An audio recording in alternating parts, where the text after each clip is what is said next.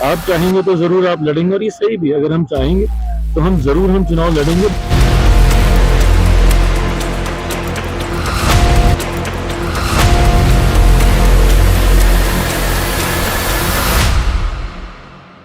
Bihar first, Bihari first का नारा देने वाले लोक जनशक्ति पार्टी के प्रमुख चिराग पासवान इन दिनों सुर्खियों में है, और हो भी क्यों ना। एक और जहां बिहार की सियासत में उन्होंने पिछले कुछ सालों में अपनी पकड़ और मजबूत कर ली है, वहीं दूसरी ओर एनडीए गठबंधन में भी उनकी भूमिका लगातार अहम होती जा रही है।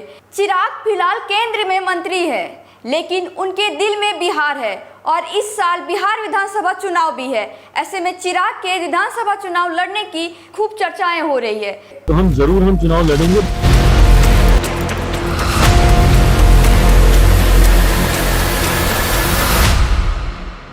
नमस्कार, मैं हूं आपके साथ सरिता वर्मा और आप देख रहे हैं टीवी 45।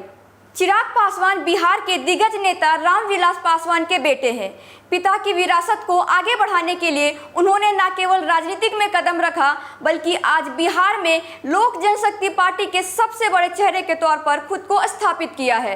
बीते कुछ सालों में चिराग ने खुद को न केवल अपने पिता की छवि से अलग किया, बल्कि एक नए जमाने के युवा नेता के तौर पर खुद को स्थापित किया है।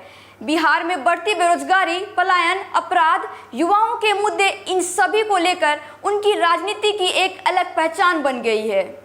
फिलहाल चिराग पासवान एनडीए गठबंधन के हिस्सा हैं। हाल ही में हुए लोकसभा चुनाव में उनके पार्टी ने बिहार में अच्छा प्रदर्शन किया और एनडीए के लिए उनकी पार्टी एक स्टार बनकर उभरी है। यही कारण है कि चुनाव प्रचार के दौरान प्रधानमंत्री नरेंद्र मोदी के साथ उनकी नज़दीकी भी चर्चा में रही, और मोदी खुद बिहार की रैलियों में चिराग के साथ मंच साझा करते नजर आए।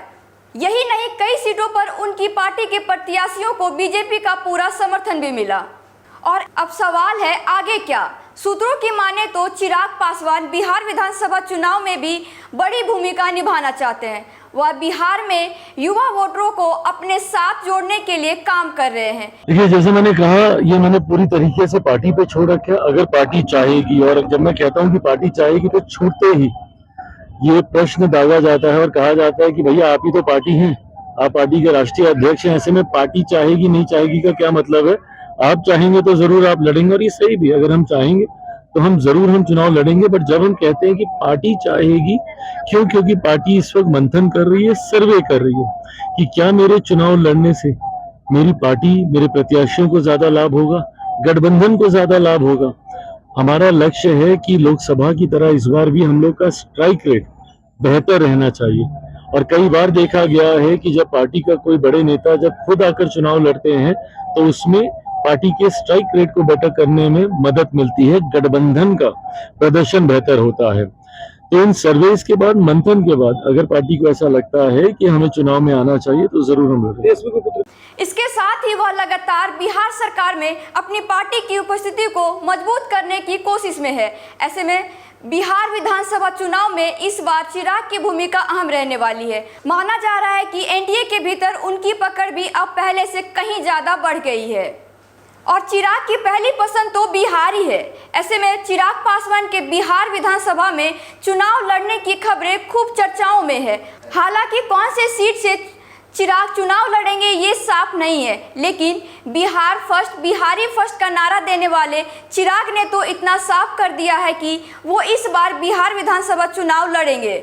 ऐसे में अगर चिराग और चिराग के पार्टी को लेकर किसी में खलबली मची है, तो वो है नीतीश कुमार के जेडीयू में, क्योंकि सबको पता है पिछले चुनाव में चिराग की पार्टी ने नीतीश कुमार को सबसे ज्यादा डैमेज किया था।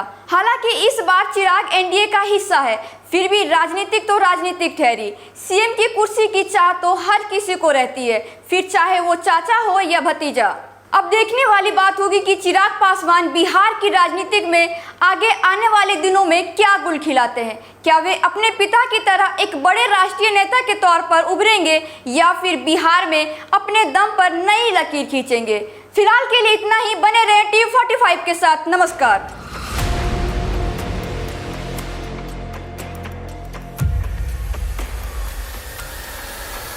आप चाहेंगे तो जरूर आप लड़ेंगे, और ये सही भी, अगर हम चाहेंगे तो हम जरूर चुनाव लड़ेंगे।